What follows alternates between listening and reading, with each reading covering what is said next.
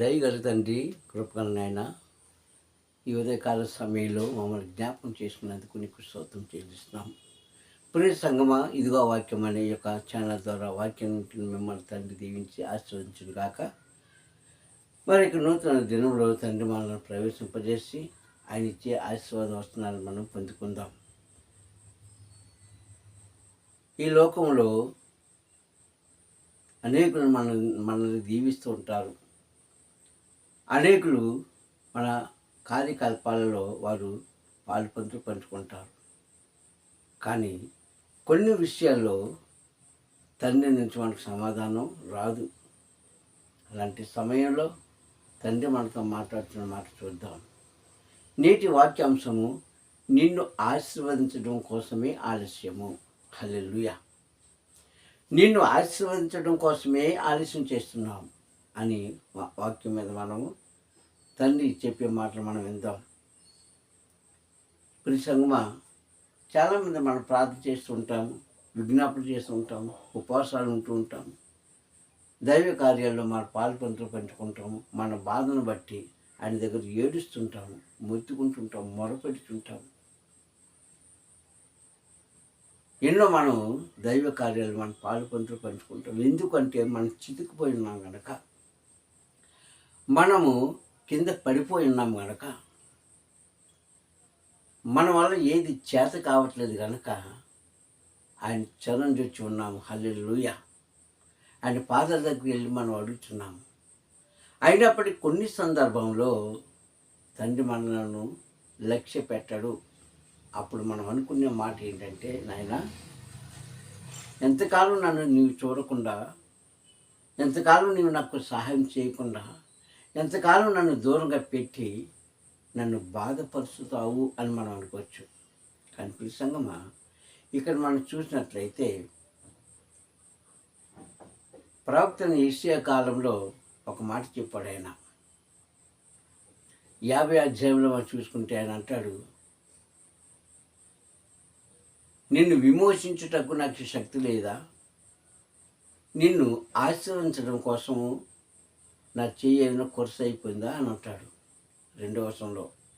సంగమా, అక్కడే మరి ఆయన అదే గ్రంథాలలో ఆయన చెప్పిన మాట ఏంటంటే, నిన్ను ఆశీర్వదించడం కోసమే నేను ఆలస్యం చేస్తున్నాను. ఎందుకు ఆలస్యం చేస్తున్నాడు? మనలో ఎంత భక్తి ఉందో, ఎంత శ్రద్ధ ఉందో, ఎంత వినయ మనసు కలిగి మనం ఉన్నామో,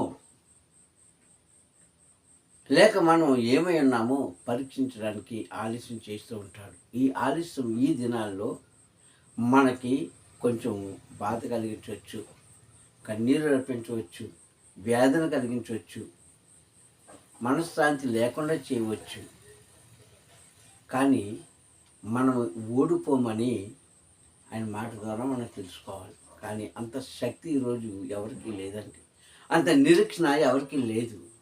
అంత ఓపిక కూడా ఎవరికి లేదు ఈ తరంలో సంగమా. కానీ ఆ తరంలో ఆయన చెప్పే మాట ఏంటంటే, నా కుమారుడా, నిన్ను దీవించాలని, నిన్ను ఆశీర్వదించాలని, నీలో ఎంత భక్తి ఉందో నేను గ్రహించాలని, నీవు ఎంతవరకు నాతో ఉండగలవో నిన్ను పరీక్షించాలని కొంచెం ఆలస్యం చేస్తున్నాను అన్నాడు. అయితే తండ్రి దృష్టిలో అది ఒక క్షణం కావచ్చు, లేదంటే ఒక గంట కావచ్చు, లేకుంటే ఒక రోజు కావచ్చు మనల్ని ఆశీర్వదించడం కోసం. కానీ ఇది మనకి కొన్ని నెలలు కావచ్చు, కొన్ని వారాలు కావచ్చు, కొన్ని సంవత్సరాలు కూడా కావచ్చు. కావున ప్రియ సంగమా, ఏదైనప్పటికీ తండ్రి దగ్గర మనం మొర్ర పెట్టినప్పుడు, అనగా మనం ప్రార్థించి అడిగినప్పుడు ఏది కూడా కాదని అనరు. అయితే ఆ ప్రార్థించేవారు ఎవరైనా సరే శుద్ధ మనసుతో, ముఖ్యంగా అపారమైన నమ్మకంతో ప్రార్థిస్తే ఖచ్చితంగా దేవుడు కార్యం చేస్తాడు. ఎందుకు ఈ మాట మనం జ్ఞాపకం చేసుకోవాలంటే, ఈ రోజుల్లో తాత్కాలికమైన ప్రార్థన చేసేవారు చాలామంది ఉంటారు. అంటే లోకానికి ఇష్టం కానీ తండ్రికి ఇష్టంగా ఉండదు. మీ స్వరము లోకంలో ఉన్న మనుషులకు వినిపిస్తుంది, కానీ ఆ స్వరం తండ్రి దగ్గరికి వెళ్ళదు. అందుకే తండ్రి కొంచెం ఆలోచన చేస్తూ ఉంటాడు. చూడండి, మనం ఇప్పుడంటే మిషన్లు వచ్చేసాయి కదా, అన్నీ ఎలక్ట్రికల్ సామాన్లు ఇదివరకు ఇదివరకు మనం ఏదన్నా పదార్థం తినాలంటే పప్పుని తీసుకెళ్ళి రోట్లో వేసి చేతితో అలాగా రుబ్బేవారు కదండి, అది బాగా మెత్తగా నలిగేవారు. ఇప్పుడు మనకు అన్ని సౌకర్యాలు వచ్చేసాయి, మిక్సీలు వచ్చేసాయి, యంత్రాలు వచ్చేసాయి, ఏదేదో వచ్చేసాయి కదండి. ఆ లోపల పెట్టి ఒక స్విచ్ నొక్కితే చాలు మన పని అయిపోతుంది. ఏది ఏమైనా సరే నువ్వు రోట్లో రుబ్బావా, మిస్త్రీలో పెట్టావా, లేదంటే ఎక్కడ చేసావో కాదు, ఆ మొత్తానికి ఆ పిండి మెత్తగా అవ్వాలి, అంటే బాగా నలగగొట్టబడాలని అర్థం. అలాగే మనం కూడా తండ్రి దృష్టిలో ఉపయోగపడాలంటే మనం కూడా బాగా నలగగొట్టబడాలి. హల్లెలూయా. మనం కూడా నలగగొట్టబడాలి. మనం కూడా ఆయనతో మనం సాహం చేయాలంటే ఆయన మార్గంలోకి మనం వెళ్ళాలి. అందుకే ఆలస్యం అవుతుంది, అందుకే ఆలస్యం చేస్తున్నారు, అందుకే మనల్ని పరీక్షిస్తున్నాడు. ప్రతి సంగమా మనం గమనించుకుందాండి ఒకసారి. ఎందుకంటే ఆయన మనం అడిగినప్పుడు కాదని అనరు, కానీ మనం అడిగేటప్పుడంట మన మనస్సు, మన హృదయము, మన ఆత్మ, ఈ మూడు కూడా ఆయనతో ఏకీభవించి ఉండాలి. మన శరీరము ఆయనకు లోబడి ఉండాలి, అప్పుడు ఆయన ఆశీర్వదిస్తారు. మనకే కాదు, ఈ రోజుల్లో మనకే కాదండి, నాటి ఇశ్రాయేలు ప్రజలు కూడా ఇదే జరిగింది. నాటి ఇశ్రాయేలు ప్రజలు కూడా ఇలాగే బాధపడ్డారు. 430 సంవత్సరాలు వారు ఐగుప్తు దేశంలో ప్రార్థన చేశారు, కన్నీరు కార్చారు, వేదన పడ్డారు, శోధన పడ్డారు, హింసలు పడ్డారు, బాధలు పడ్డారు. రాత్రి పగలనగా వారు శ్రమపడి పరమ తండ్రికి వారు మొర్ర పెట్టారండి. అప్పుడు వారిలో ఇంకా ఏదైనా కళంకం ఉందని చూడడానికి 430 సంవత్సరాలు వారిని పరీక్షించాడు తండ్రి. 430 సంవత్సరాలంటే మాటలా? వారు చీకటి జీవితాన్ని అనుభవించారు. ఆ తరువాత అప్పుడు ఆయన ఏం చేశాడు, వారి జీవితంలో కార్యాలు చేయడం మొదలుపెట్టాడు. అంటే ఆశీర్వదించబడడం అప్పటి నుంచి మొదలుపెట్టాడు. వారిని ఆశీర్వదించాడు, అన్ని సౌకర్యాలు ఇచ్చాడు. ఐగుప్తు దేశంలో ఎంత బాధపడ్డారో అంత సుఖాన్ని ఆయన నామంలో వారికి దయచేశాడే, కానీ వారు నిలబెట్టుకోలేకపోయారు. సంగమా 3:10 అంటాడు కదా నిర్గమాకాండంలో మోషేతో, మోషే ఇశ్రాయేలు యొక్క మొర నిజముగా నా దగ్గర చేరిందయ్యా. వారు చేసిన ప్రార్థన నిజంగా చేరింది. ఆ నిజమైన ప్రార్థన రావడం కోసమే ఈరోజు నిన్ను నన్ను పరీక్షిస్తాడేమో, నీకు నాకు కన్నీరు కారుస్తున్నాడేమో, నిన్ను నన్ను నలగగొడుతున్నాడేమో ఒక పిండి వలె. ఆలోచిద్దాం అనుకుంటున్నామా. కానీ వాగ్దానం ఇచ్చిన దేవుడు ఆశీర్వదించకుండా ఉండడు, దీవించకుండా ఉండడు, కృప చూపకుండా ఉండడు, మేలు చేయకుండా ఆయన ఉండడు. ఈ సంగం మీద మనం గమనించుకోవాలి. ఎంతమంది గమనించుకుంటున్నామండి ఈరోజు? ఎంతమంది నిరీక్షిస్తున్నామండి? ఉదయాన్నే ప్రార్థన చేస్తాం మనం, సాయంకాలం కల్లా కార్యం జరిగిపోవాలి. ఏంటి, ఉదయాన్నే ప్రార్థన చేసాము, సాయంకాలం కల్లా మనకి కార్యం జరిగిపోవాలి, అంతే.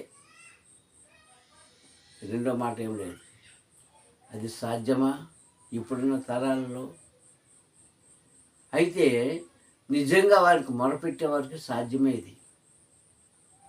నిజంగా ఆయన మీద ఆనుకున్న వారికి సాధ్యమే. కానీ లోకం ఇప్పుడు ఎలా ఉందంటే 3 వంతులు లోకంలో జీవిస్తున్నారు, 1 వంతు మాత్రమే తండ్రి వైపు జీవిస్తున్నారు. అప్పుడు మరి నీ కార్యాలు జరుగుతాయా? ఆలస్యం అవుతాయి. అప్పుడు నీ తలంపులు ఉద్దేశాలు నెరవేరుస్తారా? ఆలస్యం అవుతాయి. అప్పుడు నువ్వు అనుకున్నది పొందుకోగలుగుతావా? ఏమో దాని చిత్తం. అందుకే నేను అంటాను, ఇప్పుడు క్రైస్తవులారా, మనం శుద్ధ మనసు కలిగి నిజంగా ఆయన మీద ఆనుకుంటే ఈ స్త్రీలకు చేసిన ఆలస్యం మనం చేయడండి.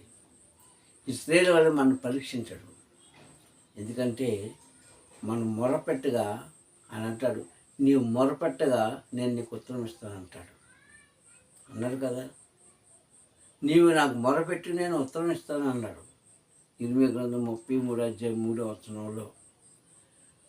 నీవు నాకు ప్రార్థన చేయి, నేను నీకు సమాధానం ఇస్తాను.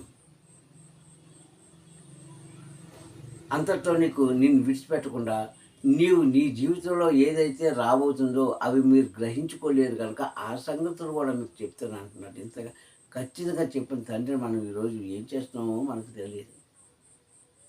వింటున్నామే కానీ ప్రతి సంగమా కొన్ని విషయాల్లో అక్కడికే మర్చిపోతున్నాం, అక్కడికే విడిచిపెట్టేస్తాం. మరి అలాంటప్పుడు ఆయన శాశ్వతమైన ఆశీర్వాదము మనకి రావాలంటే ఎలా వస్తుంది?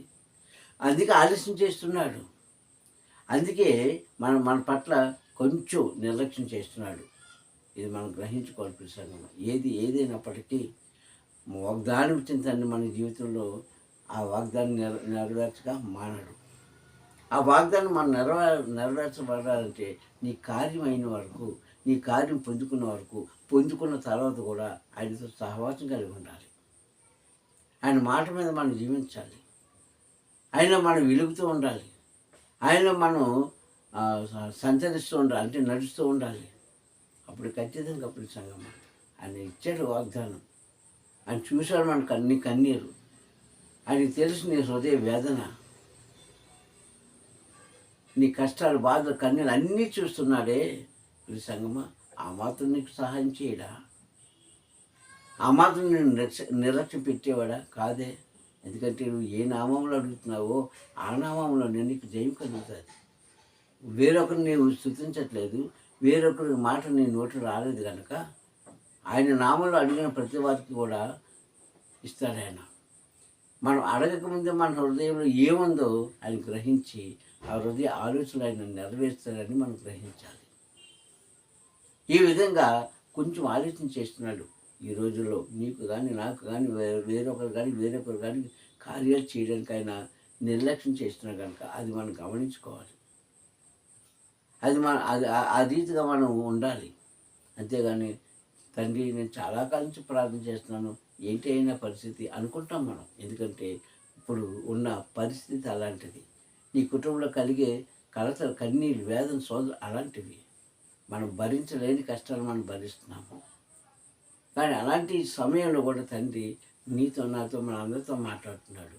నా కుమారుడు, నా కుమార్తె నిన్ను ఆశీర్వదిస్తాను, కానీ కాస్త ఓపిక పట్టు అన్నాడు. ఎందుకు? ఇంకా మనలో ఆ రుబ్బుని పిండి వాళ్ళే నీ యొక్క హృదయం ఆయనలో బాగా నలగగొట్టబడాలి. అప్పుడు నీ వైపు ఆయన చూస్తాడు. అప్పుడు నీ కార్యం ఆయన చేస్తాడు. అప్పుడు నీ మొర ఆయన ఆలకిస్తాడు. అప్పుడు నిన్ను దీవిస్తాడు. అప్పుడు నీ కుటుంబాన్ని హెచ్చిస్తాడు. అప్పుడు నీ సమస్యకు ఆయన పరిష్కారం ఇస్తాడండి. ఇది సత్యము.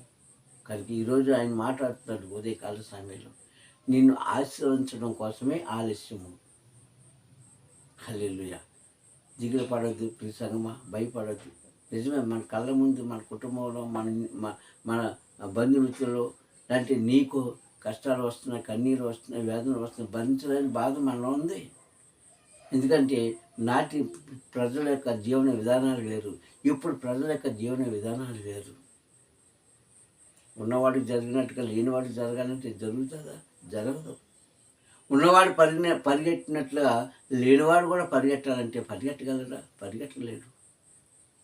కానీ ప్రభు మీద మనం ఆనుకున్నాం కనుక, ప్రభుని మనం అడుగుతున్నాం కనుక, ఒక దినాన ఆయన కళ్ళు దృష్టి నీ మీద, ఆయన కళ్ళు దృష్టి నీ కుటుంబం మీద, ఆయన కళ్ళు దృష్టి నీ ప్రాంతాల మీద, ఆయన కళ్ళు దృష్టి నీ సభ్యులందరి మీద పడితే ఖచ్చితంగా ప్రతి సంగమా ఉన్నవాడికంటే నిన్ను హెచ్చిస్తారు తండ్రి. హల్లెలూయా. వారికంటే నిన్ను హెచ్చించి వారి కళ్ళ మీద నిన్ను ఏం చేస్తారు? ఒక మంచి ఆశీర్వాదంతో హెచ్చించి దీవిస్తాడు. అది వారు చూస్తూ ఉంటారు సంగమా. ఇలాంటి ఆశీర్వాదం తండ్రి మనకు ఇస్తున్నాడంటే నిజంగా ఆయన బిడ్డలుగా మనం గర్వించాలి. కానీ కొంచెం ఓపిక పడదాం, మనం కొంచెం ఓర్చుకుందాం, చూద్దాం కొంతకాలం. అప్పుడు నీకు నీ పిల్లలకు ఆయన ఆశీర్వాదిస్తాడు, దీవెనిస్తాడు. ఆయన కరుణా కటాక్షంలో మన అందరి మీద ఉంచబడతాయని తెలియజేస్తూ నేను ఈ మాటను ముగిస్తాను. తండ్రి కొద్ది మాటలు తను నేను కూడా దీవించుగాక. హల్లెలూయా. ప్రార్థించుకుందాం. దయగలన ఆయన కృపగల తండ్రి నీకు స్తోత్రములు. ఈ ఉదయకాల సమయంలో నీ వాక్కు ద్వారా మాతో మాట్లాడినందుకు స్తోత్రం చెల్లిస్తున్నాను. ఘనతమైన ప్రభావాలు మీరు పొందుకోండి నాయన. ఇచ్చిన వాగ్దానం పాటించండి. మా జీవితంలో ఫలించి అభివృద్ధి పొంది విస్తరించడానికి సహాయం చేయండి. అయ్యా ఇదిగో తండ్రి, నిజమే నాయన, మా కష్టాల నుంచి, కన్నీళ్ళ నుంచి, వేదన నుంచి తొలగించడానికే అయ్యా కాస్త ఆలస్యం చేస్తున్నావు. అది మేము గ్రహించుకోండి తండ్రి. అయ్యా నీ నుంచి వేరే అయిపోకుండా, నీ నుంచి పారిపోకుండా, నిన్ను విడవకుండా, ఎడబాయకుండా తండ్రి ఉండేలాగున మా హృదయం నన్ను తండ్రి నాన్న తండ్రి శుద్ధి చేయమని, నీతో సంబంధం కలిగి ఉండేలాగా సహాయం చేయమని, వాక్యం బిడ్డలందరికీ కూడా ఆ జ్ఞానం దయచేయమని మా ప్రియ రక్షకుడైన క్రీస్తు నామములో ఈ ప్రార్థనలో అడుగుతున్నాను పరమ తండ్రి. హల్లెలూయా, హల్లెలూయా, హల్లెలూయా. అందువల్లన్నీ మీ అందరికీ కూడా తండ్రి మిమ్మల్ని దీవించి ఆశీర్వదించుగాక. Praise the Lord, praise the lord.